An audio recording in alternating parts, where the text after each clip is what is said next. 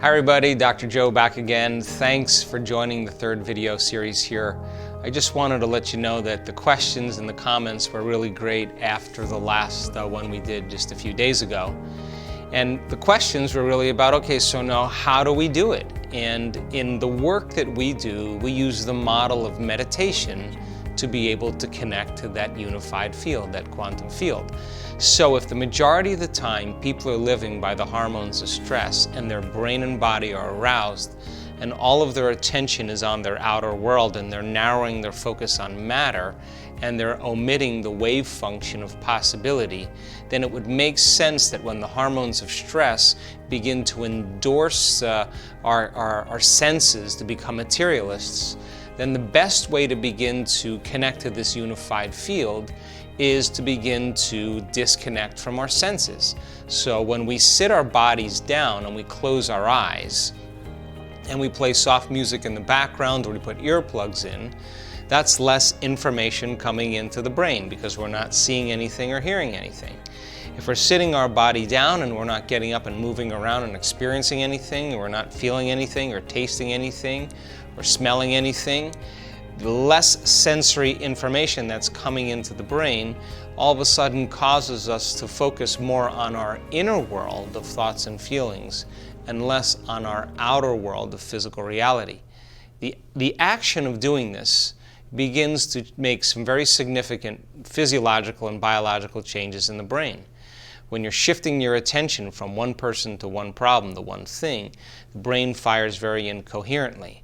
When you begin to close your eyes and you begin to disconnect from your outer world and you're getting beyond your body and not thinking about time, the process of doing that causes you to diminish the amount of connection you have to your outer world because it's your senses that connect you to the outer world. If you couldn't see anything, you couldn't hear anything, you couldn't taste anything, you couldn't feel anything, and you couldn't smell anything, then you couldn't experience your outer world. So the act of sitting your body down, getting beyond your environment and your body and time is what we do in the process of meditation. So the act of meditating, the act of sitting still and being defined by your inner world instead of by your outer world is the methodology we use to connect to the unified field. So when we're living by the hormones of stress, we're also putting all of our attention on our environment. We're always putting our attention on our body because our body is aroused and we're always thinking about time. And it's that primitive mechanism, you know, where you're being chased by a predator, where you're looking in your outer environment to see where you're going to run. You're paying attention to your body because it's the thing that's being threatened, and you're thinking about how much time you have to get somewhere from point A to point B. Then your whole focus and all of your attention being on the body, the environment, and time enslaves you to the laws of three-dimensional reality of a body existing in space and time. So when you begin to go inward and you take your attention off your body and become nobody, the act of no longer putting your attention on your body suppresses the circuits in your brain that you use to feel and move. If you're no longer thinking about your outer environment made up of people and objects and things and places, then if you're no longer thinking about all of those things in your outer environment, then of course you're getting beyond your environment. And if you're not thinking about the predictable future or the familiar past and you're relaxing into the present moment and you feel safe enough to create, if you do that properly then and you begin to connect to that field, the process of you looking for and paying attention to that energy and beginning to connect to it brings it to life. Because where you place your attention, as you've learned, is where you place your energy. So now you're becoming aware of it because you're no longer paying attention to matter. You're no longer defining your reality as a materialist. You're sensing energy and information. And if you keep experiencing that energy to the smallest measure, staying present with it, tuning into it, falling into it, surrendering to it, the more you begin to relax into it, the more you begin to pay attention to it, the more you experience it. And if experience enriches the brain, and it does, then you begin to install the circuits in your brain to perceive more of it the next time. And every time you experience a little bit more of it, you keep experiencing more of it, and you begin to change your brain to have the circuits in place to perceive it.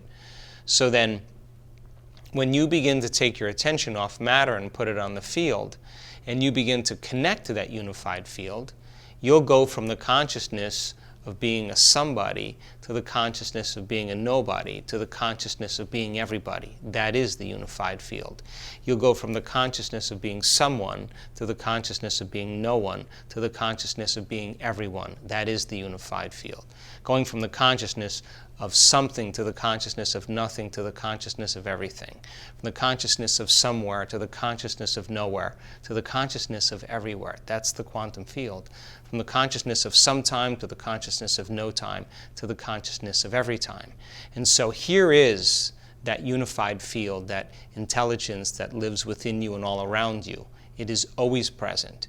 And most people have all of their attention on the somebody, on the someone, on something, on somewhere, and sometime. And the moment you become nobody, no one, no thing, nowhere, and no time, and you surrender into the generous present moment, now you're aligning with that consciousness. Now your consciousness, subjective consciousness, is connecting to that objective consciousness. Now you're on the bridge moving into that unified field. So now as you begin to pay attention to it, as you begin to experience it, as you begin to surrender to it, you begin to move closer to it.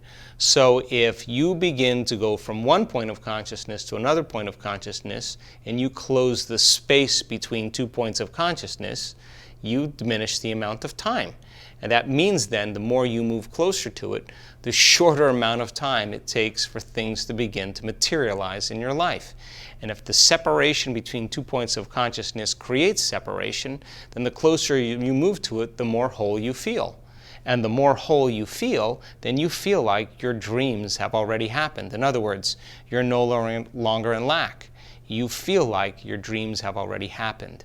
So people in the work that we teach around the world who begin to connect to this unified field begin to have significant changes in their life and within their body within shorter and shorter amounts of time because they're moving closer to that unified field. That field of information that governs all the laws of nature that you and I have access to. And we have all the biological and neurological machinery to connect to it. So what if every day you took a little bit of time out of your busy life to begin to open your focus and to begin to pay attention to that unified field, that field of information that exists beyond space and time, that you can't experience with your senses, but you can only experience with your awareness, your consciousness. And if you begin to connect to that unified field and experience it, it makes sense then that the more you experience it, the more you enrich the circuits in your brain to begin to perceive it more in your life. And the act of doing that over and over again allows you to begin to connect to it more and more, and you begin to see the miracles and the opportunities begin to show up. So some of the questions that we've gotten in the last few videos is, how do we do this? How do we begin to practice it? So in the next video, I'll talk about the online course that we're offering and the 7 lessons for you to begin to apply all these principles to your life.